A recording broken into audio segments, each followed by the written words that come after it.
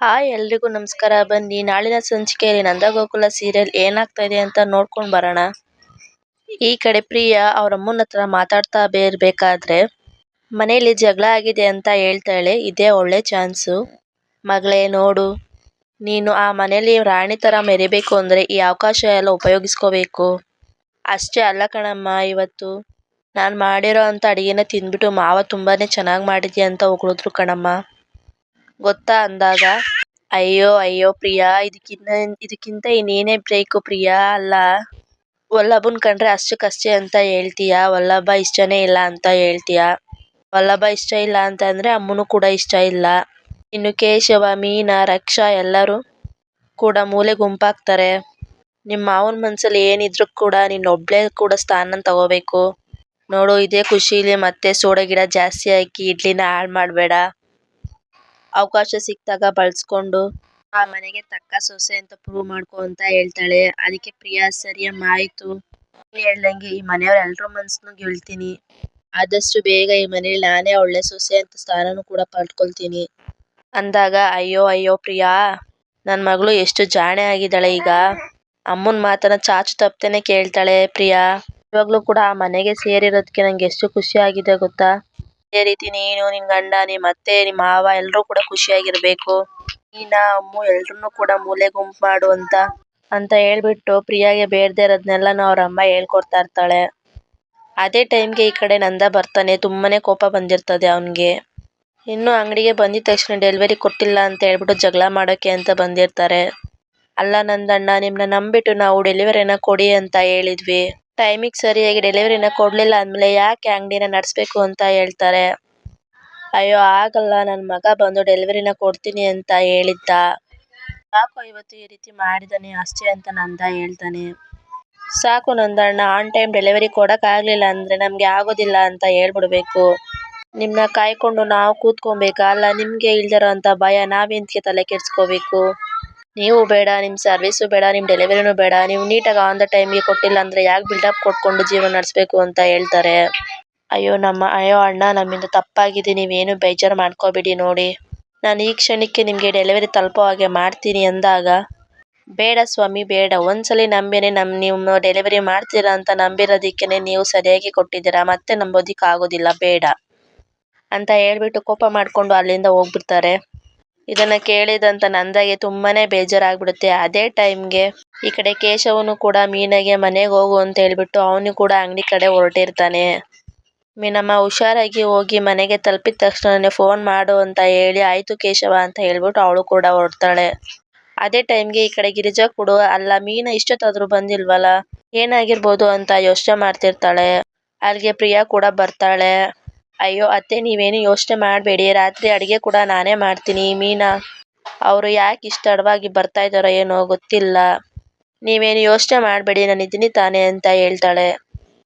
ಆವಾಗ ಪ್ರಿಯಾ ಒಳ್ಳೆ ಸೊಸೆ ಆಗಬೇಕು ಅಂತ ನೋಡ್ತಿರ್ತಾಳೆ ಆ ರೀತಿ ಹೇಳ್ಬಿಟ್ಟು. ಅದೇ ಟೈಮ್ಗೆ ಅಲ್ಲಿಗೆ ಮೀನಾ ಕೂಡ ಬರ್ತಾಳೆ. ಅವಳು ಬಂದಿದ ತಕ್ಷಣನೇ ಅವ್ರ ಅತ್ತೆ, ಮೀನಾ ಯಾಕಮ್ಮ ಇಷ್ಟೊಂದು ಲೇಟು ಅಂತ ಹೇಳ್ತಾಳೆ. ಇದೇ ಅತ್ತೆ, ಇದೇ ಸಮಾಚಾರ ಇದೆ, ಬನ್ನಿ ಅತ್ತೆ ಅಂತ ಹೇಳ್ಬಿಟ್ಟು ಕರೆದು, ಅತ್ತೆ ನಾನು ಮತ್ತೆ ಕೇಶವ ಇಬ್ರು ಕೂಡ ಡೇಟಿಂಗ್ ಹೋಗಿದ್ವಿ ಅಂತ ಹೇಳ್ತಾಳೆ. ಏನು ಡೇಟಿಂಗಾ? ಹಂಗಂದ್ರೆ ಏನೇ ಅಂತ ಕೇಳ್ತಾಳೆ. ಅದೇ ಅತ್ತೆ, ಇಬ್ರು ಕೂಡ ಸುತ್ತಾಡ್ಕೊಂಡು ತಿನ್ಕೊಂಡು ಯಾರ್ಯಾರಿಗೆ ಏನು ಇಷ್ಟ ಅಂತ ತಿನ್ಕೊಂಡು ಬಂದ್ವಿ ಅತ್ತೆ ಅಂತ ಹೇಳ್ತಾಳೆ. ಹೌದಾ, ಅದಕ್ಕೆ ಅಮ್ಮವ್ರು ಇಷ್ಟೊಂದು ತಡವಾಗಿ ಬಂದಿತ್ತು ಅಂತ ಹೇಳಿದಾಗ, ಹೌದು ಅತ್ತೆ ಅಂತ ಹೇಳ್ಬಿಟ್ಟು ಮೀನಾ ನಾಚ್ಕೋತಾಳೆ. ಅಲ್ಲ ವಲ್ಲಭ, ಹೊಸ್ದಾಗಿ ಮದ್ವೆ ಆಗಿರೋದು ನಾನು, ಇವ್ರು ನೋಡಿದ್ರೆ ಇವಾಗ ಮದ್ವೆ ಆಗಿರೋ ತರ ಆಡ್ತಾವ್ರೆ. ಈ ಮೀನವ್ರಿಗಂತೂ ಹೇಗಿರ್ಬೇಕು ಅಂತಾನೆ ಗೊತ್ತಾಗೋದಿಲ್ಲ ಅಂತ ಹೇಳ್ಬಿಟ್ಟು ಪ್ರಿಯಾ ಕೂಡ ಕೋಪ ಮಾಡ್ಕೋತಾಳೆ. ಅಷ್ಟೇ ಅಲ್ಲ ಅತ್ತೆ, ನಿಮ್ಗೆ ಇಷ್ಟ ಆಗೋ ತರ ಬೋಂಡ ಕೂಡ ತಂದಿದ್ದೀನಿ. ಅಮ್ಮು ಎಲ್ಲಿದ್ದೀಯಾ, ಬೇಗ ಬಾ, ನಿನ್ಗೋಸ್ಕರ ಬೋಂಡ ತಂದಿದ್ದೀನಿ ಅಂತ ಹೇಳ್ತಾಳೆ. ಬಿಸಿ ಬಿಸಿ ತಿನ್ನಿ ಅಂತ ಅತ್ತೆಗೂ ಮತ್ತೆ ಅಮ್ಮಗೂ ಹೇಳ್ತಾಳೆ. ಹೌದಾ ಅಕ್ಕ, ಬೋಂಡ ತಗೊಂಬಂದಿದ್ಯಾ ಅಂತ ಹೇಳ್ಬಿಟ್ಟು ಅಮ್ಮು ಕೂಡ ಬರ್ತಾಳೆ. ನನ್ಗೂ ಕೂಡ ಕೊಡು ಅಂತ ಹೇಳ್ಬಿಟ್ಟು ಅಮ್ಮು, ಗಿರಿಜಾ ಎಲ್ಲರೂ ಕೂಡ ತಗೋತಾ ಇರುವಾಗ, ಅವರೆಲ್ಲ ತಗೋಬೇಕಾದ್ರೆ ಪ್ರಿಯಾ ಬೇಕು ಅಂತಾನೆ ಹೇಳಿ, ಒಂದ್ ನಿಮಿಷ ಅಮ್ಮು, ಒಂದ್ ನಿಮಿಷ ಅತ್ತೆ ಅಂತ ಹೇಳ್ಬಿಟ್ಟು ಆ ಬೋಂಡನ ಈಸ್ಕೊಂಡ್ಬಿಡ್ತಾಳೆ. ಅತ್ತೆ ಏನ್ ಮಾಡ್ತಾ ಇದ್ದೀರಾ? ಮೀನಾ ಅವ್ರೆ, ನಿಮ್ಗಾದ್ರೂ ಗೊತ್ತಾಗೋದಿಲ್ವಾ? ನೀವೇನೋ ಹೋಟೆಲ್ ಬೇಕು ಅಂತ ಹೋಟೆಲ್ಗೆ ಹೋಗಿ ಊಟನ ಮಾಡ್ಕೊಂಡ್ ಬಂದ್ರಿ, ಬರ್ಬೇಕಾದ್ರೆ ಸುಮ್ನೆ ಬರ್ಬೇಕಲ್ವಾ? ಈ ರೀತಿ ಎಲ್ಲ ತಗೊಂಡ್ ಬಂದಿದ್ದೀರಲ್ಲ, ಹೋಟೆಲ್ ಊಟನೆಲ್ಲ ಯಾಕೆ ಮನೆಗೆ ತಗೊಂಬಂದಿದ್ದೀರಾ? ಇದನ್ನ ತಿಂದು ಅತ್ತೆ ಆರೋಗ್ಯ ಹಾಳಾದ್ರೆ ಯಾರು ನೋಡ್ಕೊಳ್ಳೋದು? ಅತ್ತೆ ನಿಮ್ಗೇನೇ ಬೇಕಿದ್ರು ನನ್ನ ಕೇಳಿ ನಾನ್ ಮಾಡ್ಕೊಡ್ತೀನಿ. ಈ ರೀತಿ ಹೋಟೆಲ್ ಊಟ ಎಲ್ಲ ತಿನ್ನೋದು ನನ್ಗಿಷ್ಟ ಆಗೋದಿಲ್ಲ. ಅತ್ತೆ ಮೀನಾ ಅವ್ರೆ ಇನ್ಯಾವತ್ತೂ ಈ ರೀತಿ ಮಾಡ್ಬೇಡಿ ನೀವು. ನನ್ಗೆ ಇಷ್ಟ ಆಗೋದಿಲ್ಲ ಅಂತ ಹೇಳ್ಬಿಟ್ಟು ಪ್ರಿಯಾ ಮಕ್ಕಕ್ಕೆ ಹೊಡೆದಾಗೆ ಹೇಳ್ಬಿಡ್ತಾಳೆ. ಅತ್ತೆ ಬನ್ನಿ ಅತ್ತೆ, ನಾನ್ ನಿಮ್ಗೆ ಬಿಸಿ ಬಿಸಿ ಬೋಂಡನ ಮಾಡ್ಕೊಡ್ತೀನಿ ಬನ್ನಿ ಅತ್ತೆ. ಗಿರಿಜಾನ ಕರ್ಕೊಂಡೋಗಿದ ತಕ್ಷಣನೇ ಮೀನಾಗೆ ಬೇಜಾರಾಗಿ ನಿಂತಿರ್ತಾಳೆ. ಅದಕ್ಕೆ ಅಮ್ಮು, ಅಕ್ಕ ನೀವೇನು ಬೇಜಾರಾಗ್ಬೇಡ್ರಿ, ಪ್ರಿಯಾ ಅಕ್ಕ ಇನ್ನೂ ಹೊಸಬ್ರು ಅಲ್ವಾ, ಅವರು ಮೇ ಬಿ ಮನೆಗೆ ಅಡ್ಜಸ್ಟ್ ಆಗಿಲ್ಲ ಅಂತ ಅನ್ಸುತ್ತೆ. ನಾವ್ ಹೇಗೆ ಏನು ಅಂತ ಅವ್ರಿಗಿನ್ನ ಗೊತ್ತಿಲ್ಲ ಅಕ್ಕ, ನೀವು ಬೇಜಾರಾಗ್ಬೇಡಿ ಬಿಡು ಅಕ್ಕ ಅಂತ ಅಮ್ಮು ಹೇಳಿದ ತಕ್ಷಣನ ಅಲ್ಲ ನಾನ್ ಬೋಂಡ ತಂದ್ಕೊಟ್ರೆ ಈ ಪ್ರಿಯಾ ಅವ್ರು ಯಾಕೆ ಈ ರೀತಿ ಆಡ್ತಾರೆ ಅಂತ ಅನ್ಬಿಟ್ಟು ಮೀನಾ ಯೋಚನೆ ಮಾಡ್ತಿರ್ತಾಳೆ.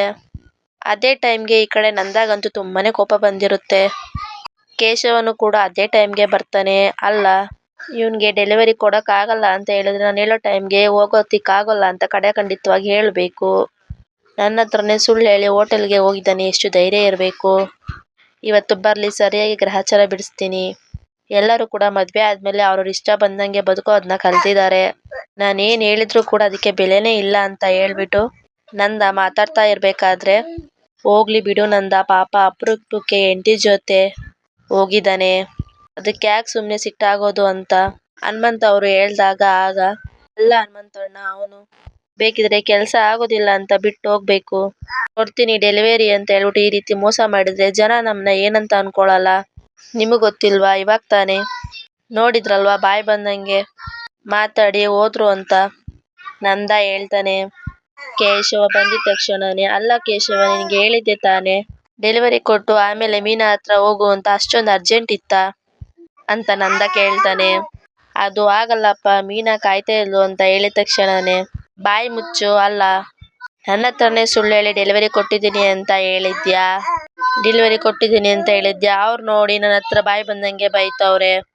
ನಿನ್ಗೆ ಕೆಲ್ಸ ಮಾಡೋಕೆ ಇಷ್ಟ ಇಲ್ಲ ಅಂತ ಹೇಳು, ಅದ್ಬಿಟ್ಟು ಈ ರೀತಿ ಸೋಂಬೇರಿತನ ಮಾಡೋದು ನನ್ನ ಹತ್ರ ಇಟ್ಕೊಂಬೇಡ ಅಂತ ಹೇಳ್ಬಿಟ್ಟು ಕೇಶವಂಗೆ ಬಾಯಿ ಬಂದಂಗೆ ಬೈದ್ ಬಿಡ್ತಾನೆ.